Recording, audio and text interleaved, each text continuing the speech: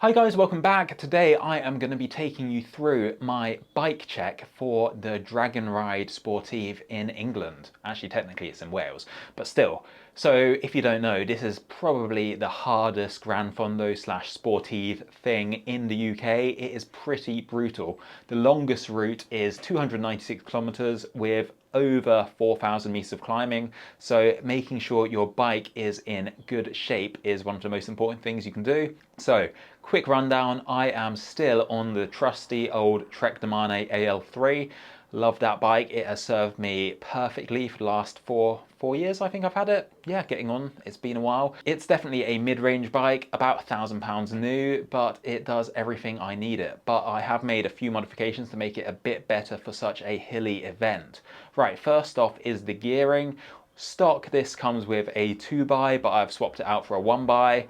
I did that just because I wanted to try electronic shifting. So on the front, I'm running quite a small chainring. I've got a 36 tooth there, and on the back, I have a 10-36. So that should give me enough to get up all the hills. 1-to-1 ratio is good for just being able to spin them out. There are a lot of hills, like I said, in this course, but none of them are too steep. Most of them average around 5 or 6%, but obviously there are points where it gets to like 15-16%. So for those bits, it's good to have a really low gear just so you can make sure you can get up them properly. For the downhills, I will definitely be spinning out, but I don't plan on really pushing the speed on the downhills anyway. I'm not like a speed demon like that. I just want to get down safely. So in terms of comfort, it is an endurance geometry. The bike is not designed for getting really low and fast. So for a long 8-9 hour ride like this, it is going to be pretty good. So the saddle, I've obviously swapped out the stock one. I have a rock solid carbon fiber one. I don't know if it's real carbon fiber, that's what it said on AliExpress. It was about a tenner, and this saddle really does agree with me for some reason. It doesn't look particularly comfortable, but I've never had any problems with it, and it weighs almost nothing. I did go on the search for more comfort by trying some softer saddles, but none of them really agreed with me, so I'm sticking with my tried and tested old saddle here. So let me talk about the front of the bike. On the handlebars, I have a set of SRAM blips. These let you change gear from different places. This is one of the advantages of electronic shifting. So I've put them on the handlebars, so when I'm sitting upright on a climb, I can shift without having to put my hands back into the normal position. So that's just nice. It means you don't have to be faffing around with changing where your hands are. I also at the front have my camera mount and bike computer mount. I'm running an Insta360 X5 at the front. That's obviously just so I can make the YouTube videos, and it is a pretty good camera. I would recommend it if you are into 360 cameras. I also have a separate mount for my bike computer. You might be thinking, why don't you just put it on the same mount where your camera is? And to be honest, I did think about that. The only problem is that my bike computer is so big that it blocks the light that shows me whether the camera is recording or not, so that's a bit of a hassle. Also, if I have it on the right hand side slightly, it means I can press all the buttons on my bike computer without having to move my hands off the handlebar. So again, it's just another convenience thing. It's easy to press all 3 buttons with just my thumb. Again, not having to take your hand off is always a bit more convenient. The bike computer I'm running is quite new. It is the Wahoo Element Ace. I upgraded from my Garmin Edge 530 a couple of months ago, and to be honest, at first I was like, this computer is way too big, but it has grown on me, especially when you're following a route. It's really nice to be able to have quite a lot of data up and then still have a really big map screen, especially when you're going on a long ride like this and you're going to be following the route most of the day. It's quite useful to have. It also has a wind sensor on it, which is a bit of a meme, but I do quite like it. It's nice to see the wind speed go down when you're sitting behind someone, for example. That's also why I have it on the separate mount, because to get accurate wind data, it needs to be perfectly parallel with the ground.